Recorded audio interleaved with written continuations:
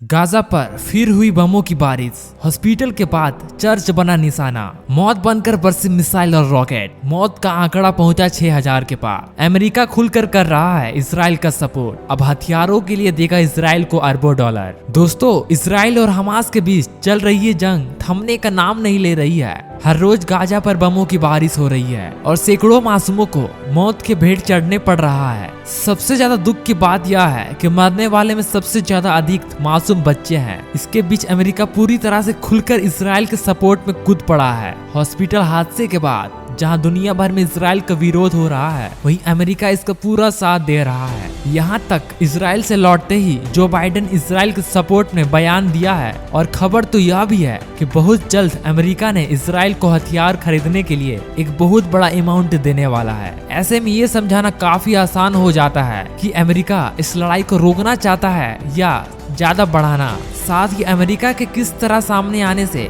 अब इस मामले में इसका रवैया क्या रहता है वो भी महत्वपूर्ण बन जाता है। तो अमेरिका और रूस इस लड़ाई में क्या रोल रहने वाला है, जो बाइडेन ने अपने नागरिकों से क्या बात कही है, और क्या है हमास इजराइल युद्ध का हाल, अब सब कुछ आज आपको इस वीडियो में बताने वाले हैं। चलिए इस वीडियो को अंत तक जरूर देखिएगा, और अभी तक चैनल को सब्सक्राइब नहीं किए हैं तो सब्सक्राइब कर ले। दोस्तों, इसराइल और हमास या कहे फिलिस्तीन इसराइल के बीच चल रही जंग में पूरी दुनिया में दो हिस्सों में बंट गई है। एक तरफ वो लोग हैं जिन्हें इसराइल का पक्ष लेना सही लग रहा है, वहीं दूसरी तरफ फिलिस्तीन से हमदर्दी रखने वाले लोगों का कोई कमी नहीं है। ये सिर्फ अलग अलग देश ही नहीं बल्कि टीवी एक्ट्रेस, सिंगर और एथलीट्स वगैरह हर कोई दो गुट में बंट चुका है। इसराइल और हमास के बीच चल रही इस लड़ाई को शुरू हुए 15 दिन बीत चुके हैं, लेकिन अभी भी इस थमने का रास्ता नजर नहीं आ रहा है। दुनिया भर का देश इस लड़ाई को रोकने के लिए शांति का अपील कर रहे हैं। हर कोई चाहता है कि युद्ध जितनी जल्दी हो सके खत्म हो और इस मामले का सुलझाने का कोई तरीका निकल जाए। लेकिन दुनिया का सुपर पावर कहलाने वाला अमेरिका ने इस लड़ाई में एक अजीब किरदार निभा रहा है। दरअसल अमेरिका के तरफ से इस युद्ध को लेकर अभी तक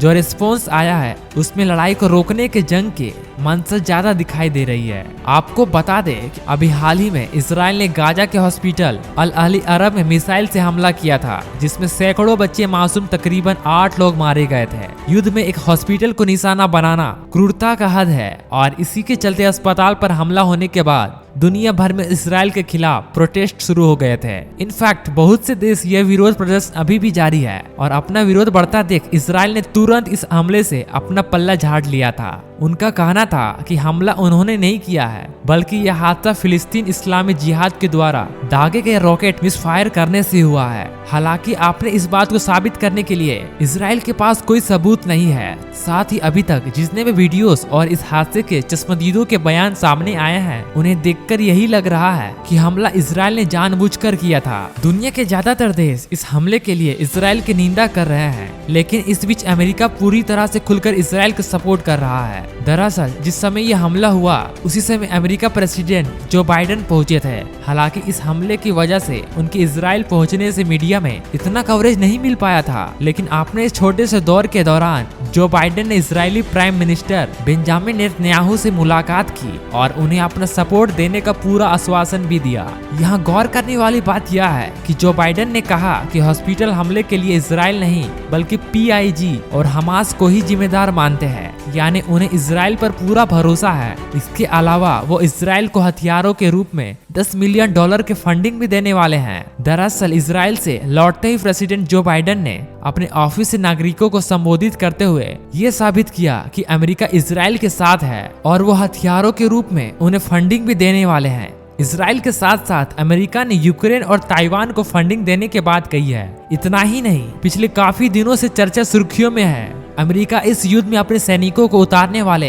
दरअसल हमास इसराइल के बीच लड़ाई शुरू होने के बाद ही अमेरिका का संकट आना शुरू हो गए थे। इस जंग में इसराइल की मदद करने के लिए अपने सैन्य को भेज सकता है। यहाँ एक चीज को समझना बहुत जरूरी है कि इस युद्ध को लेकर अमेरिका जो रवैया है, जंग को खत्म करना नहीं बल्कि और ज्यादा बढ़ाने वाला है, क्योंकि युद्ध को रुकवाने का कोई हल निकालना की जगह उल्टा इसराइल के हथियारों को मदद करना किसी भी तरह से ठीक नजर नहीं आता। वैसे देखा जाए कि अमेरिका के इतिहास इतिहास ही कुछ ऐसा रहा है कि उदाहरण के लिए हमारे अफगानिस्तान जैसे देश और सीरिया जैसे देश मौजूद है, जहां अमेरिका घुसा तो यह कहकर लड़ाई खत्म करने जा रहा है, लेकिन बाद में पता चला वो लड़ाई की वजह ही अमेरिका था।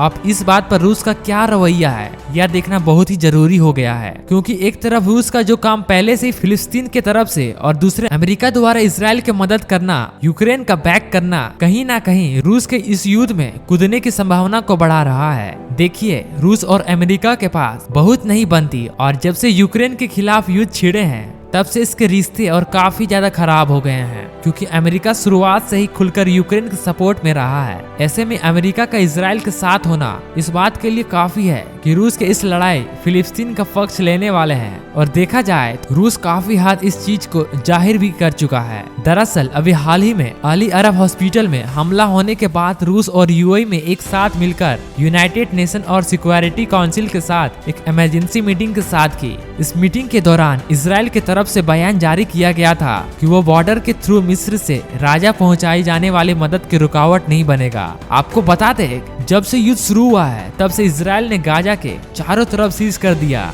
यानी गाजा पर रहने वाले लोगों को खाना पीना, बिजली, दवाई और ईंधन जैसी चीजों पर रोक लगाई गई थी। दोस्तों, अभी की बात करें तो दोनों तरफ से हमला बमबारी जारी है। रोज गाजा में सैकड़ों लोगों की जान जा चुके हैं। ताजा अपडेट के अनुसार गाजा में मरने वाले की संख्या 4000 क्रॉस हो चुकी है, जबकि इसराइल में यह आंकड़ा 2000 के आसपास है। ऐसे में दुनिया भर के देशों के साथ हम खुद यह अपील करते हैं कि ये लड़ाई जल्द से जल्द रुक जाए और दुनिया में अमन कायम हो। वैसे आप लोग इसके बारे में क्या विचार रखते हैं कमेंट में जरूर बताएं। और बाकी दोस्तों, हमारे इस वीडियो में बस इतना ही। अगर वीडियो अच्छी लगी तो प्लीज वीडियो को लाइक, शेयर एंड सब्सक्राइब करना। मिलते हैं नेक्स्ट वीडियो में।